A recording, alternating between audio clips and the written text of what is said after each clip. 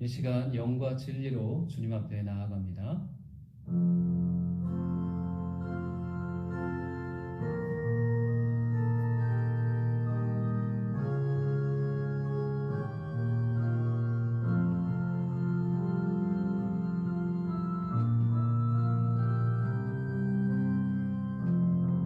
지극히 높은 주님의 낮이 성소로 들어갑니다. 세상의 신을 벗고서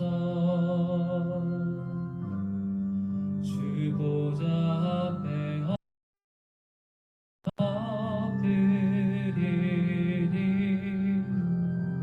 내 주를 향한 사랑과 그 신뢰가 사그러져 갈 때 하늘로부터 이곳에 장막이 덮이네.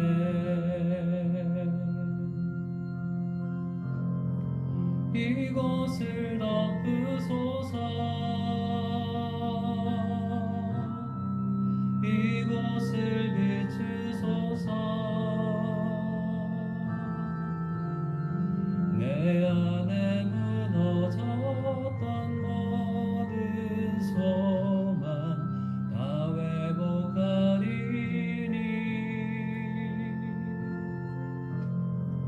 이곳을 지나소서. 이곳을 만지소서. 온 맘과 힘을 다해 오직 주만 다 경배합니다.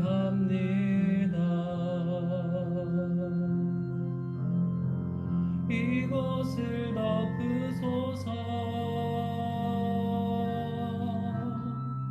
이곳을 비추소서. 내 안에 무너졌던 모든 소망 다 회복하리니.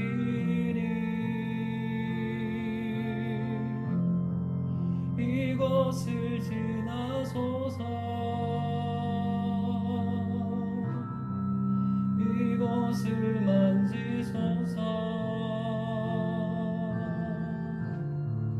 온 맘과 힘을 다해 오직 주만 다 경배합니다.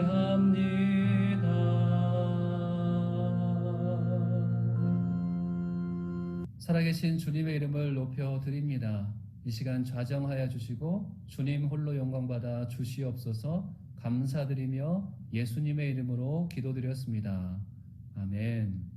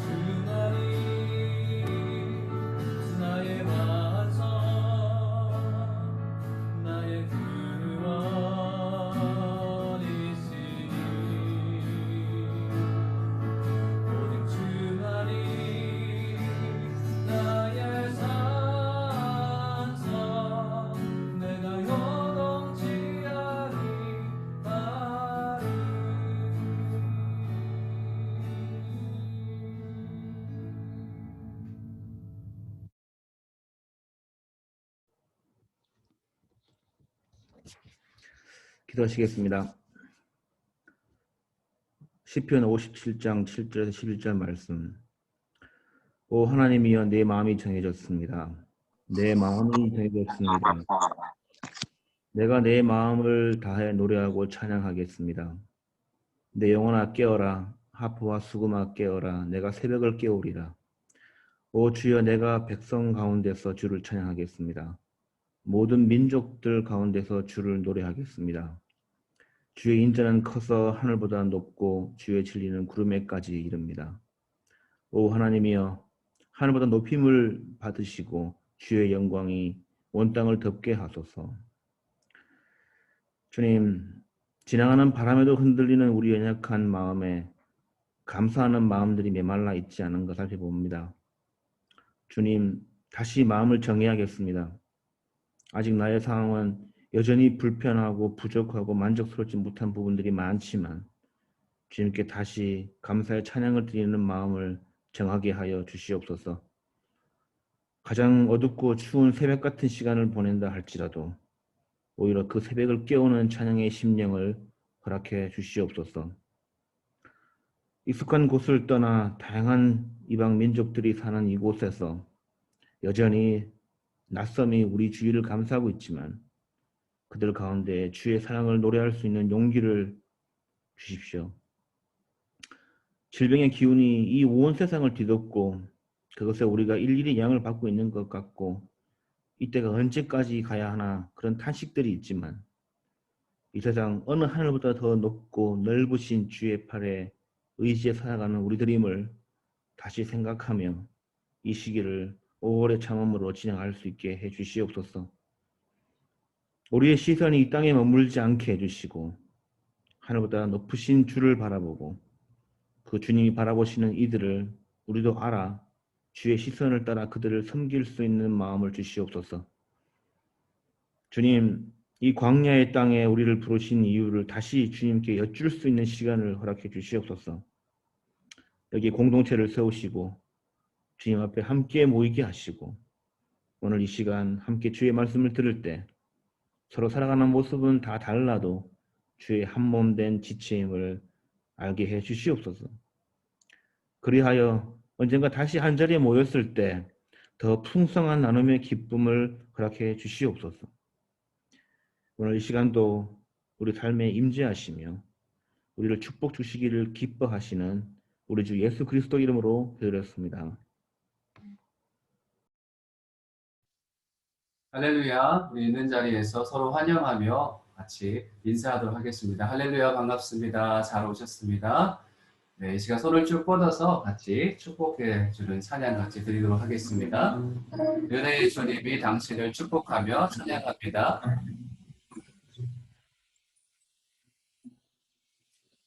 은혜의 주님이 당신을 축복하고 사랑의 주님이 함께 하시네.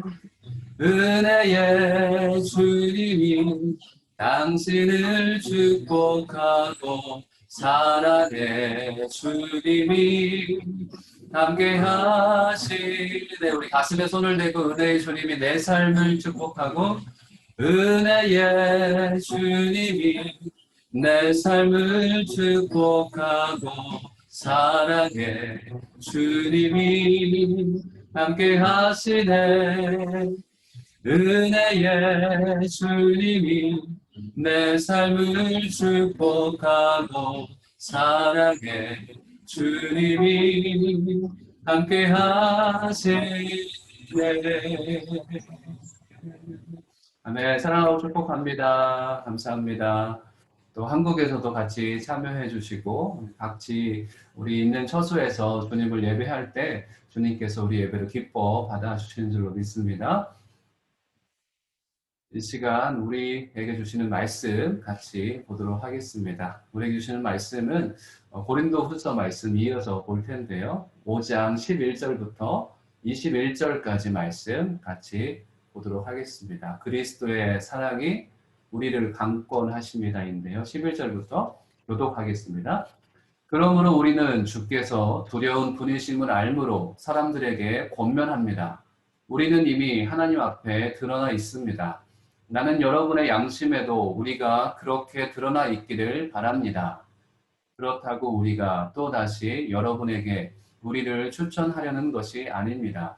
도리어 우리는 여러분에게 우리 때문에 자랑할 기회를 주려는 것입니다. 이는 마음으로 하지 않고 외모로 자랑하는 사람들에게 여러분이 대답할 말을 가지도록 하려는 것입니다. 우리가 미쳤어도 하나님을 위한 것이요 정신이 온전해도 여러분을 위한 것입니다. 그리스도의 사랑이 우리를 강권하십니다. 우리가 확신하건대 한 사람이 모든 사람을 대신해 죽었으니 모든 사람이 죽은 것입니다. 그분이 모든 사람을 대신해 죽으신 것은 한 사람들로 더 이상 자신을 위해 살지 않고 자신을 대신해 죽었다가 살아나신 그분을 위해 살게 하시려는 것입니다. 그러므로 이제부터는 우리가 아무도 육체를 따라 알려고 하지 않습니다. 전에는 우리가 그리스도를 육체를 따라 알았으나 이제는 더 이상 그렇게 알지 않습니다. 그러므로 누구든지 그리스도 안에 있으면 새로운 피조물입니다. 옛 것은 지나갔으니 보십시오. 새 것이 됐습니다. 모든 것은 하나님께로부터 왔습니다. 하나님은 그리스도를 통해서 우리를 그분과 화목하게 하시고 또한 우리에게 화목하게 하는 직분을 맡겨 주셨습니다. 곧 하나님께서는 사람들의 죄를 그들에게 돌리지 않으시고 세상을 그리스도 안에서 그분과 화목하게 하셨으며 또한 우리에게 화목하게 하는 말씀을 맡겨 주신 것입니다. 그러므로 우리는 그리스도를 대신하는 사절이 돼 하나님께서 우리를 통해서 권면하시는 것 같이 그리스도를 대신해 여러분에게 간곡히 부탁합니다. 여러분은 하나님과 화목하십시오. 21절 같이 읽습니다. 하나님께서는 죄를 알지도 못하신 분에게 우리 대신 죄를 짊어지게 하셨습니다. 이는 우리로 그리스도 안에서 하나님의 의가 되게 하시려는 것입니다. 아멘. 그리스도의 사랑이 우리를 강권하십니다. 라는 제목으로 같이 말씀 듣도록 하겠습니다. 할렐루야. 우리 있는 자리에서 다시 한번 아멘 했으면 좋겠습니다. 할렐루야. 네, 그리스도의 사랑이 우리를 강권하십니다. 믿으십니까? 네, 그리스도의 사랑이 우리를 강권하십니다. 이 구절만 우리가 알고 있어도 우리는 주님 안에서 확신 가운데 이 땅의 그 어려운 삶을 승리하며 살아갈 수 있습니다. 그리스도의 사랑이 우리를 강권하십니다. 오늘 말씀이 끝난 다음에 이것을 여러분들이 알고 가시면 여러분은 오늘 말씀을 다 잘 들은 거라고 생각합니다. 지난주에는 하늘의 장막을 덧입고자 한다라는 제목으로 말씀을 드렸습니다. 하늘의 장막.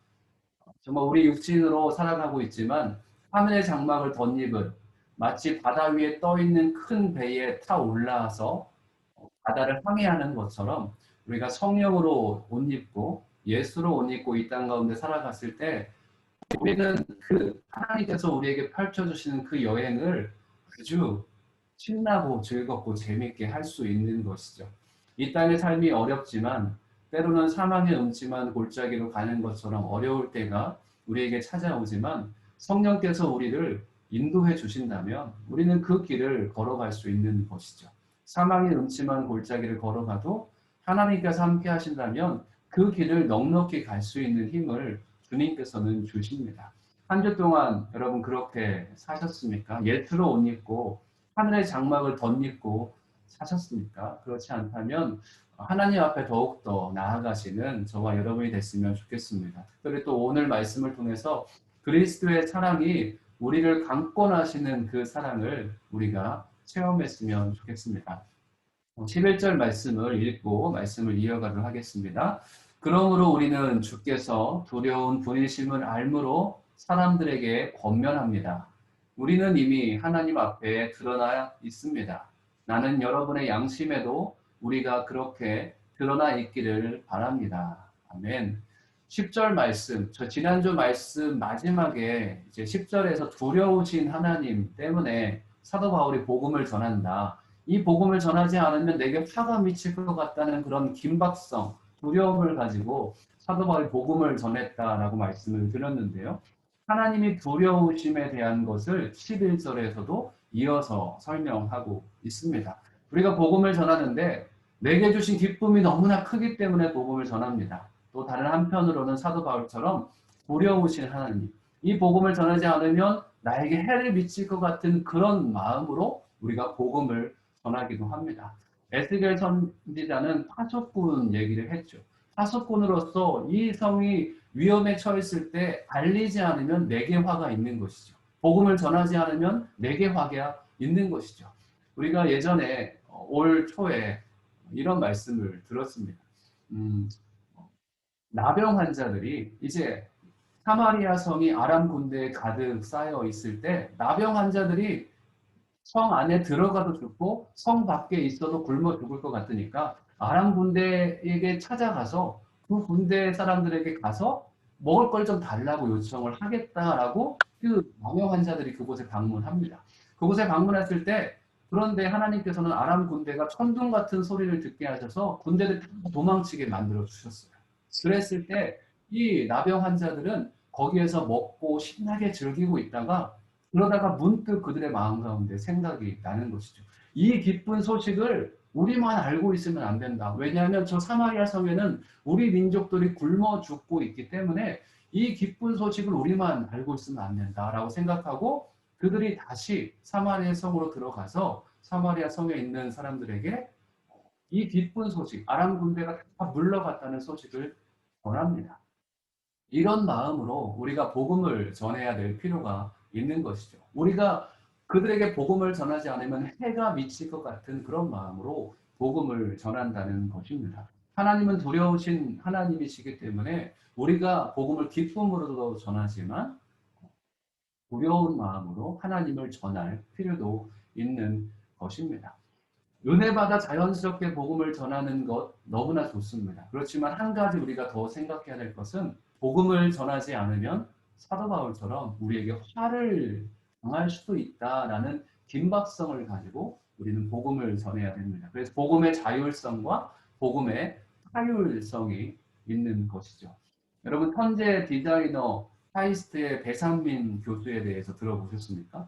이 교수님은 2005년 카이스트 산업디자인과 교수로 부임을 했습니다.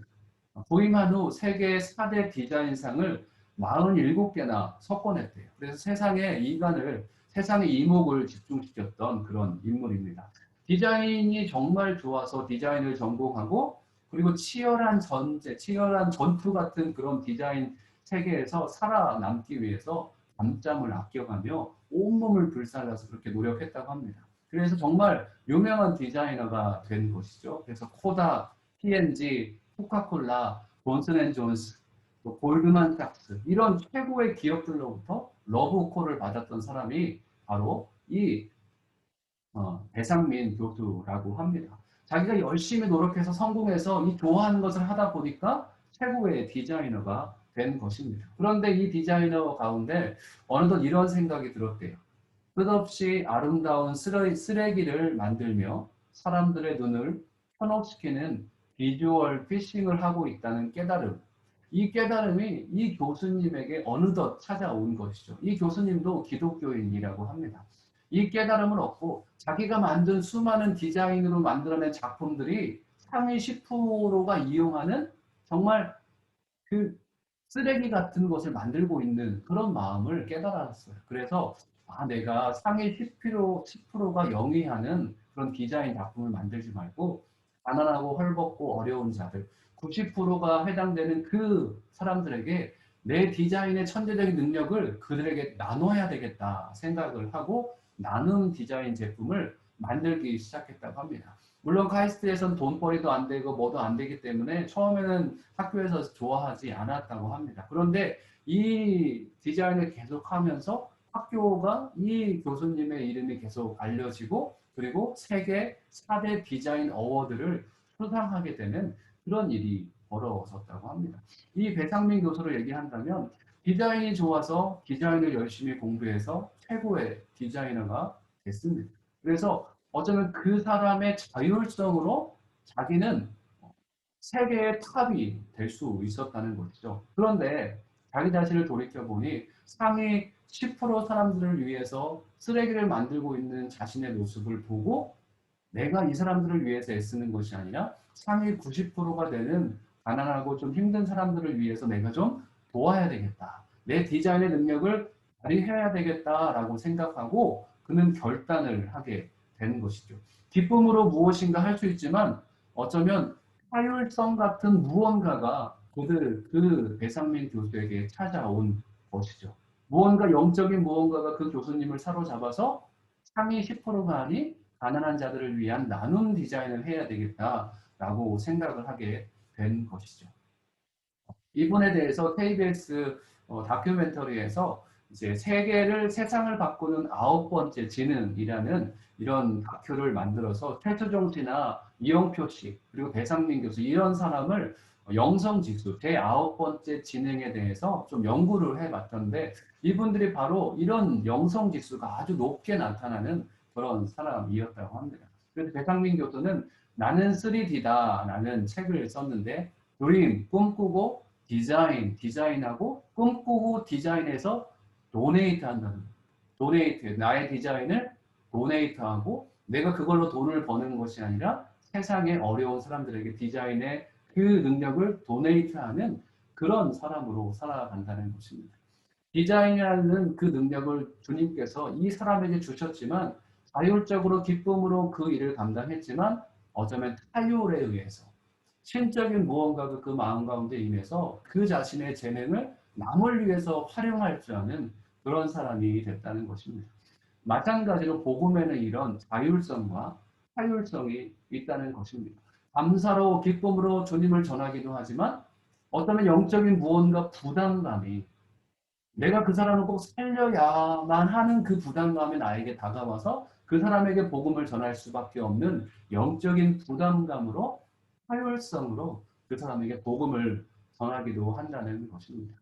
여러분 두려우신 하나님을 기억했으면 좋겠고 자율적으로 화요일적으로 복음을 전할 수 있는 저와 여러분이 됐으면 좋겠습니다. 이 11절 후반부 말씀이 약간 애매하게 우리가 이해할 수 있는 것 같아서 11절 후반부 말씀을 다시 한번 살펴봤으면 좋겠는데요. 우리는 이미 하나님 앞에 드러나 있습니다. 나는 여러분의 양심에도 우리가 그렇게 드러나 있기를 바랍니다. 아멘. 좀 말씀이 그냥 확 눈에 딱 다가오지는 않는 것 같은데요. 우리가 고린도후서 말씀을 읽으면서 사도 바울이 정체성에 대해서 그리스도의 편지다. 정말 나는 그리스도에 온전히 속한 사람이다. 사람에 의해서 부름받은 사람이 아니라 하나님께로 부름받은 사람이다. 사도 바울의 정체성에 대한 부분을 계속 살펴봤는데요. 이 말을 이렇게 설명할 수 있습니다. 말을 좀 쉽게 하면 우리가 누구인지 이미 하나님이 알고 계십니다. 그리고 여러분도 우리가 누구인지 정확히 알기를 바랍니다. 사도 바울이 21절 말씀 후반절에서 말씀하고 싶은 것은 우리가 하나님 앞에 드러나 있습니다. 이 말은 우리가 누구인지 하나님이 정확히 알고 계십니다. 그리고 여러분도 우리가 누구인지 정확히 알기를 원합니다. 라고 사도 바울은 지금 얘기를 하고 있는 것입니다. 바울은 자기 자신이 누구인지 어떤 사람인지 하나님이 알고 계셨기 때문에 추천서를 요구하는 이 고린도 교회 앞에서 추천서를 써주는 것이 아니라 너희가 나를 알지 않느냐라고 얘기했던 것이죠. 우리는 기억해야 합니다. 우리가 누구인지 가장 잘 아는 분은 우리 하나님이십니다. 우리가 누구인지 이미 하나님 앞에 모든 것이 다 밝혀진 것이죠. 그래서 주님 앞에서 내가 무언가를 잘하는 척, 내가 무엇을 정말 못해서 힘들고 그럴 필요가 없다는 것입니다. 주님께서 모든 것을 이미 다 알고 계시기 때문에 그렇습니다. 그래서 히브리서 4장 13절 말씀에서는 이렇게 고백합니다. 그러므로 어떤 피조물이라도 하나님 앞에 숨을 수 없고 오히려 모든 것은 우리에게서 진술을 받으실 그분의 눈앞에 벌거벗은 채 드러나 있습니다. 하나님 앞에 모든 것이 다 드러나 있다는 것이죠.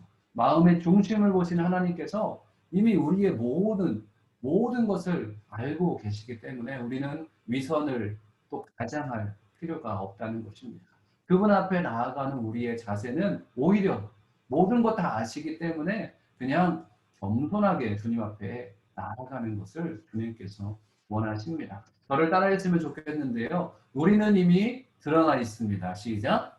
우리는 이미 드러나 있습니다. 아멘. 우리가 정규 예배를 드릴 때는 정말 시간표를 잘 짜서 정말 틀에 형식에 맞추어서 잘 예배를 드리지만 저희가 또 이런 예배를 드릴 수 있지만 비형식적인 예배로 하나님 앞에 나아갈 필요도 있습니다. 그냥 있는 모습 그대로 하나님 앞에 편안하게 나아가는 것이죠. 그런데 그의 중심을 다 아시는 주님께서 우리와 함께 계시기 때문에 그 모임 또한 그 예배 또한 하나님께서 받아 주십니다. 이미 다 알고 계시기 때문에 그렇습니다.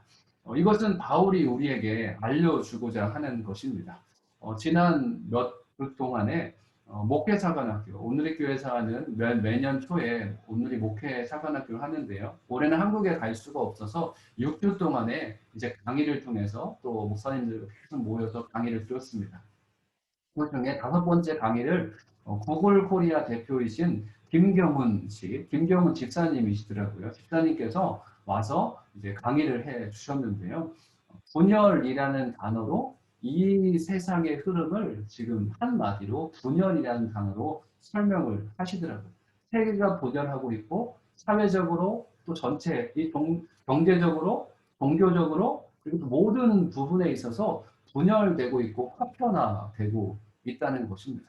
심지어는 한 사람의 모습에서조차도 분열되고 있는 거예요.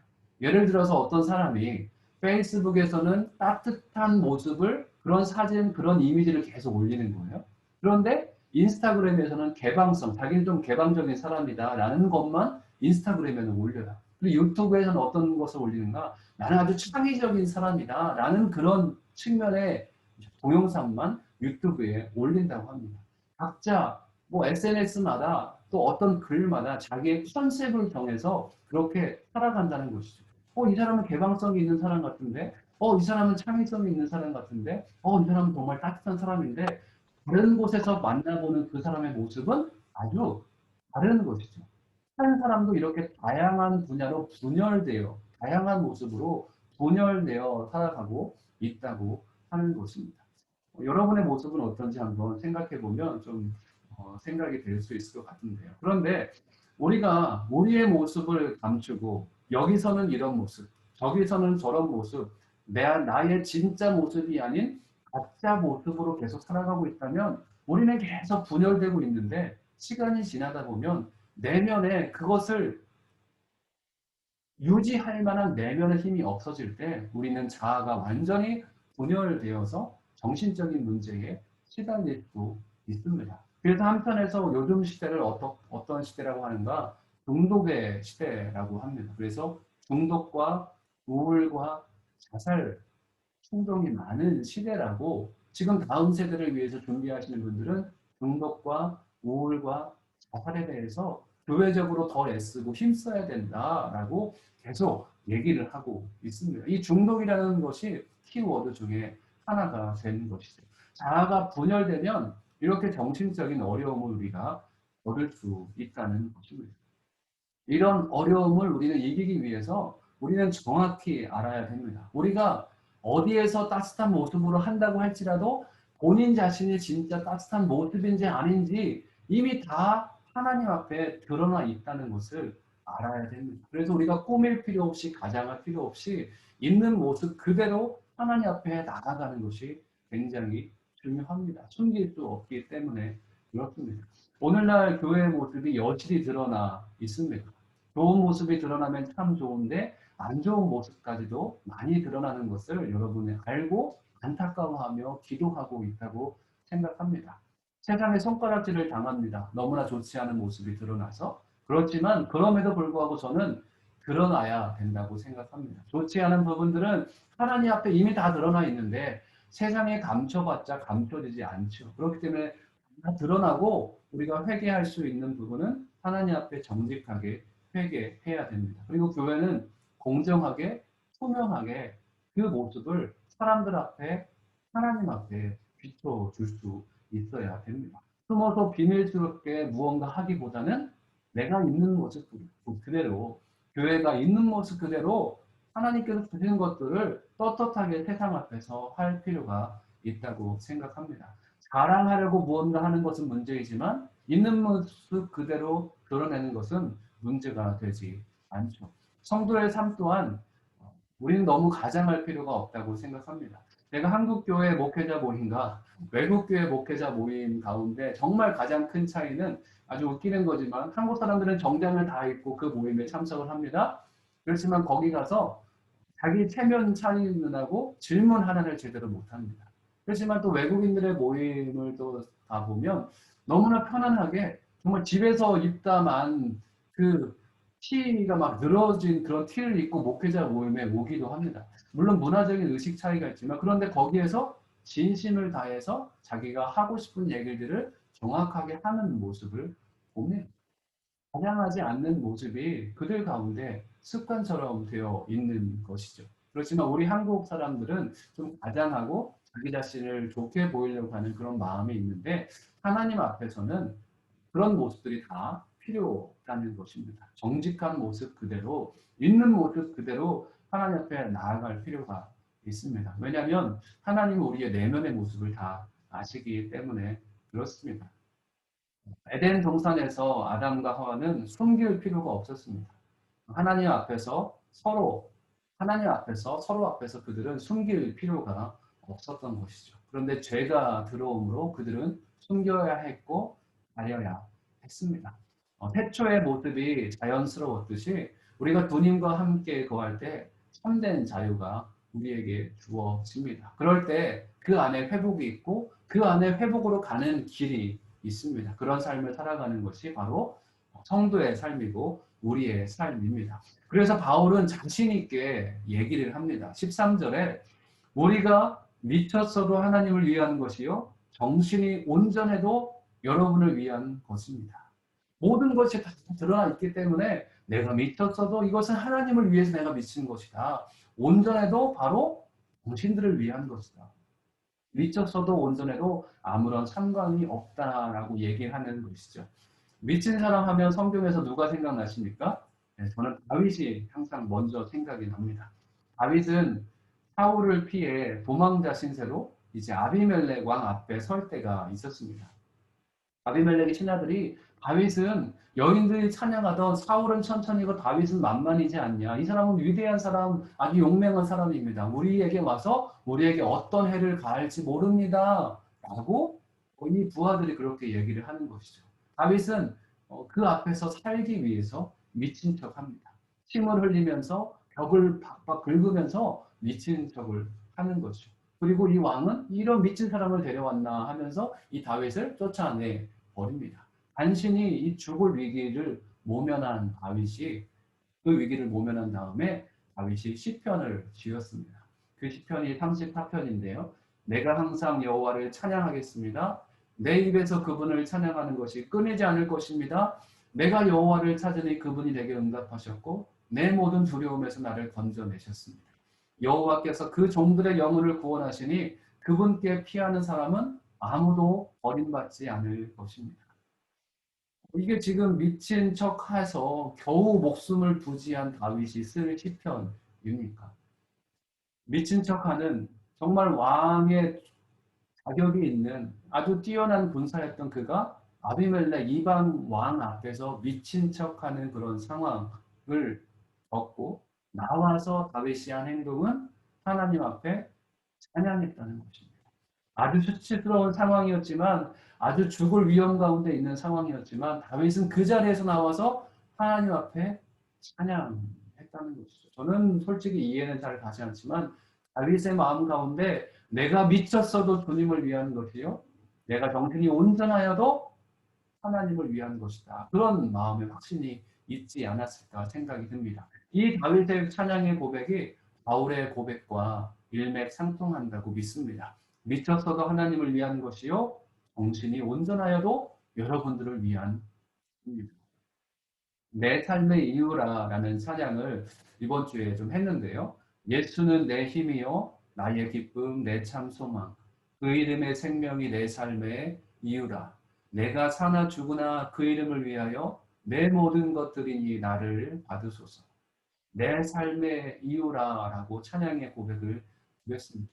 이것이 우리의 고백이 되길 원합니다. 내가 사나 죽으나 내가 미쳤으나 정신이 온전하나 어떠한 상황에서도 상관없이 나를 통해서 주님이 높아지는 것. 내가 사는 이유는 오직 주님 때문입니다. 고백할 줄 아는 저와 여러분 되시길 주님의 이름으로 축복합니다. 바울은 그런 마음이 있었습니다. 그러면서 바울이 어떻게 이런 믿음으로 이런 마음으로 살아갈 수 있는지 뒷부분에서 바울이 설명해 줍니다. 바울은 핵심 후에 그의 삶에서 무언가로 가득 차 있었기 때문에 그렇습니다. 어떤 상황에서도 그의 고백은 이것을 바탕으로 했기 때문에 그런데요. 이 고백이 바로 오늘 본문, 오늘 설교의 제목인 14절과 15절 말씀입니다. 14절, 15절 말씀 읽겠습니다. 시작.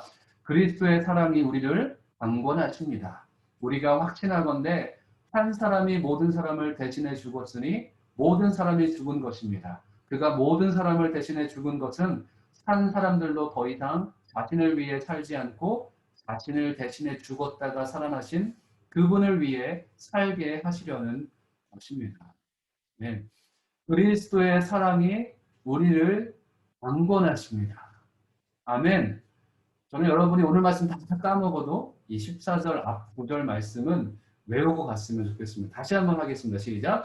그리스도의 사랑이 우리를 강권하십니다. 우리에게 자기 이름을 넣어서 한번 해볼까요? 시작. 그리스도의 사랑이 윤용순을 강권하십니다. 아멘. 그리스도의 사랑이 여러분 강권하시면 여러분은 어떠한 상황 가운데서도 확신 가운데 살아갈 수 있습니다. 이 강권이라는 단어를 영어 성경에서는 컨트롤이라고 표현했고 컴펠이라는 단어로 표현을 했습니다. 근데 헬라어 원어적인 모습, 영어 성경도 참 좋죠. 컨트롤 해주시는 거죠. 나를 이렇게 쌓아주시는 그런 측면을 영어 성경에 설명하고 있죠. 우리 헬라어 성경에서는 어떤 말인가 슈네코라고 하는데 슈는 슈나고그 있죠. 회당, 모이는 곳인데 함께 강력히 에코는 쥐다인데 강력히 양손으로 쥐고 있는 표현을 강권하다라는 표현을 했습니다. 그래서 이것은 주님의 확고부동한 사랑을 표현해 주고 있습니다. 그리스도의 사랑이 우리를 안아주시는 것이죠. 마치 어미새가 자기 새끼새를 보호하는 것처럼 어떠한 상황 가운데서도 우리를 강권하시는 그 하나님을 사도 바울은 지금 표현하고 있습니다. 믿으십니까? 그리스도의 사랑이 어떠한 상황 가운데서도 우리를 강권하십니다. 주님의 사랑은 이렇게 확고합니다. 주님의 사랑은 이렇게 변함이 없습니다. 오늘 우리 손혜건 집사님께서 기도하실 때 하늘보다 높으신 주의 사랑 또 기도해 주셨잖아요. 이런 찬양도 한번 여러분이 들어보셨으면 좋겠어요.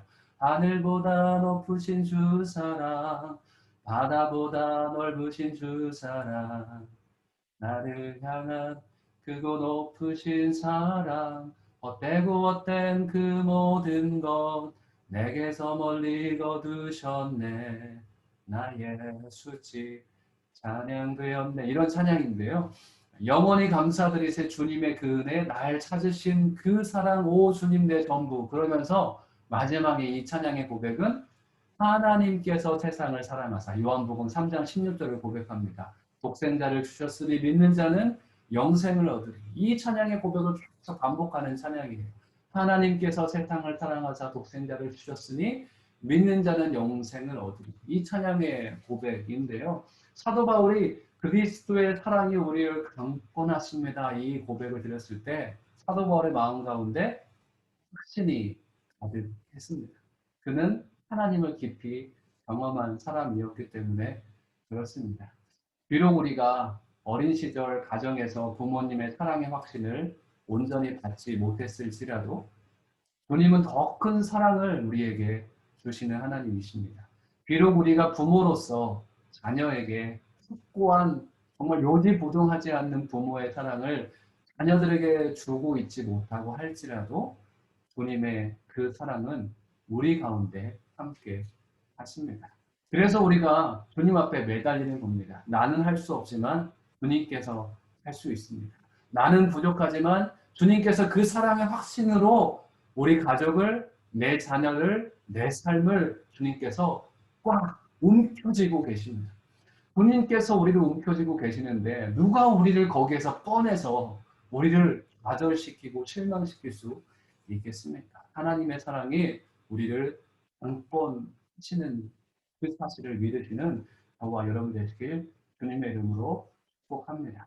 그 사랑으로 채워진 사람, 그 사람은 이 사도 바울의 고백처럼, 이 찬양의 고백처럼 더 이상 자기 자신을 위해서 살지 않습니다. 자신을 위해 죽었다가 살아나신 그분을 위해서 살게 됩니다. 그리스도의 강권적인 사랑을 체험한 사람들의 특징은 더 이상 자신을 위해서만 살지 않는다는 것입니다. 그리스도의 강권적인 사랑이 나를 가득해서 그리스도를 위해서 사는 삶이 그들의 삶 가운데 나타난다는 것입니다. 이 강권적인 사랑의 확신이 있는 자는 다음과 같은 고백을 하는데요. 너무나 잘 아는 말씀이죠. 17절 말씀 한번 같이 읽어볼까요? 시작. 그러므로 누구든지 그리스도 안에 있으면 새로운 피조물입니다. 옛 것은 지나갔으니 보십시오 새 것이 됐습니다. 그리스도의 강권적인 사랑이 있는 사람들은 그 사랑을 체험한 사람들은 이렇게 고백합니다. 그리스도 안에 있으면 새로운 피조물입니다. 옛것은 지나갔으니 보십시오 새 것이.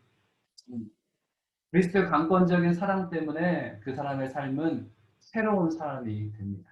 이것들은 우리에게서 나오지 않고 18절에서 뭐라고 합니까? 하나님께로부터 왔다라고 얘기를 합니다.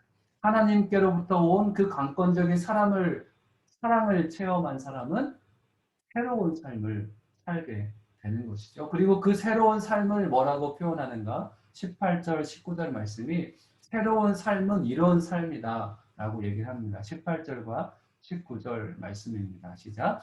모든 것은 하나님께로부터 왔습니다. 하나님은 그리스도를 통해서 우리를 그분과 화목하게 하시고 또한 우리에게 화목하게 하는 직분을 맡겨주셨습니다. 곧 하나님께서는 사람들의 죄를 그들에게 돌리지 않으시고 세상을 그리스도 안에서 그분과 화목하게 하셨으며 또한 우리에게 화목하게 하는 말씀을 맡겨주신 것입니다. 아멘. 새로운 삶을 살아가는 자들은 모두 다 하나님께로 왔고 화목하게 하는 직분이 있다는 것이에요. 화목하게 하는 말씀을 맡겨주셨기 때문에 내가 하나님으로부터 그리스도로 인해서 내가 하나님과 화목하게 됐어요. 그리고 그 화목하게 하는 직분을 받고 그 화목하게 하는 말씀을 전하는 사람으로 하나님께서 우리를 사용하신다는 것입니다. 저를 따라했으면 좋겠는데요. 하나님과 화목하십시오. 시작. 하나님과 화목하십시오. 또 한 가지 화목하게 하는 직분을 맡았습니다. 시작. 화목하게 하는 직분을 맡았습니다. 화평케 하는 자들은 하나님의 아들이라 일컬어지리라 라고 말씀하시죠. 21절 말씀이 이렇게 얘기합니다. 하나님께서는 죄를 알지도 못하신 분에게 우리 대신 죄를 짊어지게 하셨습니다. 이는 우리로 그리스도 안에서 하나님의 의가 되게 하시려는 것입니다. 우리와 하나님과 화목하게 만들기 위해서 하나님께서는 죄를 알지도 못하시는 예수님께 우리의 죄, 인류의 죄를 다 예수님 앞에 두신 것이죠. 그래서 예수님은 그 죄를 짊어지시고 그 죄값의 사망을 하셨습니다. 그리고 예수님께서는 다시 부활하셨어요. 그렇기 때문에 우리의 모든 죄는 예수님으로 인해서 사하심을 얻게 된 것입니다. 그래서 그것을 우리는 하나님의 의가 되었다라고 얘기를 하시는 것이죠. 예수님 때문에 우리는 더 이상 죄로 인해 정말 두려워하거나 죄로 인해 힘들어할 필요가 없다는 것입니다. 이미 하나님께서 예수님을 통해서 우리의 죄를 다 용서하셨고 하나님의 의가 되도록 우리를 만드셨기 때문에 그렇습니다. 다시 한번 얘기해 볼까요? 우리는 하나님과 화목하게 되었습니다. 시작. 우리는 하나님과 화목하게 되었습니다. 우리는 하나님과 온전히 화목하게 된 것이죠. 그게 하나님의 의죠. 그리고 그 의는 그리스도 안에서 예수님 안에서 하나님의 의가 주어지는 것을 여러분은 아셔야 합니다. 믿으십니까? 전 이것을 정말 여러분이 마음속 깊숙이 믿길 원합니다. 우리가 진노 가운데 멸망할 존재였는데 하나님 앞에 갈 수 있는 하나님의 의가 되는 존재가 되었다는 것이죠. 그래서 천국을 소유한 이 땅에서 천국을 누릴 하나님의 사람으로 만들어 주셨다는 것이죠. 그런데 저도 신앙생활을 계속하고 있고 목사로서 삶을 살아가고 있지만 정말 진실로 이 사실을 믿는 분 많이 못 봤습니다. 이것이 진리인데 믿는다고 하면서 진짜로 믿지 않는 것 같습니다. 죽음에서 생명으로 옮겨주신 예수님의 은혜를 헛되이 받는 것 같습니다. 1만 달란트 빚진 자를 용서해 주셨는데 밖에 나가서는 자기한테 조그만 잘못한 정말 빚을 조금 진 사람을 용서하지 못하고 감옥에 가둬버리는 그런 모습이 우리 안에 있다는 것입니다. 나 같은 죄인을 용서해 주셔서 우리를 천국 가게 하신 그 예수님의 감당하지 못하는 크신 사랑이 있는데 내 주변에 있는 사람에게 무슨 잘못 하나 제대로 용서해 주지 못하는 그런 모습이 우리 안에 있다는 것이죠. 그 기도문을 우리는 다시 잘 봐야 됩니다. 우리가 다른 사람의 죄를 용서해 주신 것처럼 주님께서 우리의 죄를 용서해 주시는 것이죠. 다른 사람의 죄는 너무나 작은데 티끌처럼 작은데 자기 자신의 그 들보 같은 죄를 용서해 주신 것을 잊고 남 탓만 하고 있는 그런 모습이 믿는 자 안에서 너무나 많이 있어서 저는 참으로 안타깝습니다. 우리가 하나님의 의를 힘입었다면 우리는 정말 새로운 삶, 하나님과 화목된 삶, 그리고 다른 사람들에게 화목을 전하는 삶을 살게 되는 것입니다. 우리 19절, 20절 말씀을 다시 읽고 말씀을 마치도록 하겠습니다. 19절, 20절입니다. 곧 하나님께서는 사람들의 죄를 그들에게 돌리지 않으시고 세상을 그리스도 안에서 그분과 화목하게 하셨으며 또한 우리에게 화목하게 하는 말씀을 맡겨주신 것입니다. 그러므로 우리는 그리스도를 대신한 사절이되 하나님께서 우리를 통해서 권면하시는 것 같이 그리스도를 대신해 여러분에게 간곡히 부탁합니다. 여러분은 하나님과 화목하십시오. 아멘. 우리의 모든 것이 주님과 세상 앞에 낱낱이 드러나 있습니다. 그리스도의 사랑이 우리를 강권하심으로 그 사랑을 힘입어 그리스도 안에서 우리는 새로운 피조물이 되었습니다. 즉 하나님과 화목한 존재가 되었죠. 하나님의 의가 됐죠. 그리고 그 화목의 말씀을 전하는 삶이 주님께서 우리에게 원하시는 삶입니다. 주님께서 기뻐하시는 그리스도의 사랑이 우리를 강권해 주셔서 그 사랑으로 그 사랑을 전할 수 있는 저와 여러분이 되시길 주님의 이름으로 축복합니다. 기도하겠습니다. 살아계신 주님 감사합니다. 그리스도의 사랑이 우리를 강권하십니다. 우리의 삶을 인도하시고 우리를 안아주시고 어떠한 상황 가운데서도 우리에게 능력 주시는 그 하나님의 능력, 하나님의 사랑이 우리 안에 있음을 우리가 알게 하여 주시고 그 주님의 사랑을 찬양하며 그 주님을 높여드리며 하나님 화목해 되었으니 이 땅을 화목해 하는 자로서 살게 하여 주옵소서. 감사드리며 예수님의 이름으로 기도드렸습니다. 네, 우리 봉헌 찬양 함께 드리도록 하겠습니다.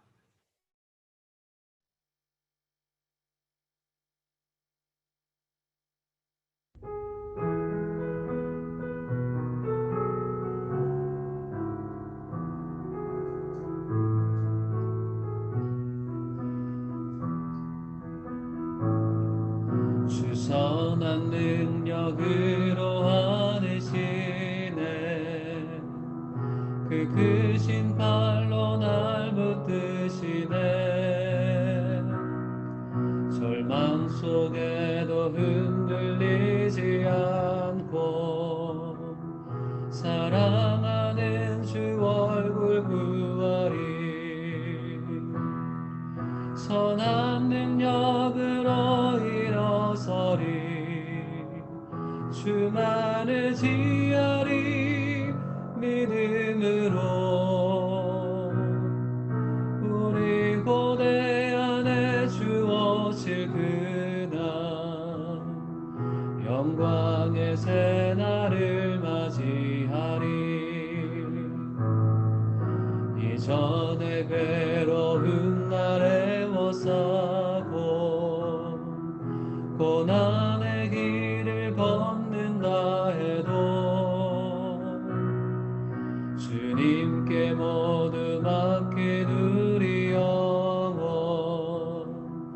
끝내 승리의 날을 맞으리. 선한 능력으로 일어서리. 주만을 지하리 믿음으로. 우리 고대 안에 주어질 그날 영광의 새날을 맞이하리. 주님이 마신 고난에 쓴 자를 우리도 감사하며 받으리. 주님의 남은 고난 채워가며 예수와 복음 위에 살리라. 선한 능력으로 일어서리. 주만을 지하리 믿음으로. 우리 고대 안에 주어질 그날 영광의 새날을 맞이하리. 승리의 새날을 맞이하리. 기도하겠습니다. 살아계신 주 하나님 감사합니다. 거룩한 주일로 주 앞에 우리의 마음과 정성을 다해 예배할 수 있도록 인도하여 주시니 감사합니다. 하나님 주님 지금도 예배자를 찾으시고 계시고 예배하는 자들 가운데 하나님의 능력이 나타나길 원하고 예배하는 삶을 통해서 주님 영광 받으시길 원하시는 줄로 믿습니다. 우리가 있는 자리에서 날마다 주님을 예배하며 주님 앞에 영광 돌리는 귀한 주의 백성들 되게 하여 주시옵소서. 이제는 우리 주 예수 그리스도의 은혜와 하나님 아버지의 그 크신 사랑과 성령님의 내주 교통 역사하심이 오늘 말씀을 듣고 그리스도의 사랑이 우리를 강권하신다는 그 사실, 그 진리의 말씀을 기억하길 원하는 귀한 주님의 백성들 머리 위에 지금도 전 세계 열방 가운데 주의 복음을 전하시는 선교사님들과 사역과 가정 위에 지금부터 영원까지 함께 하시기를 간절히 축원하옵나이다. 아멘.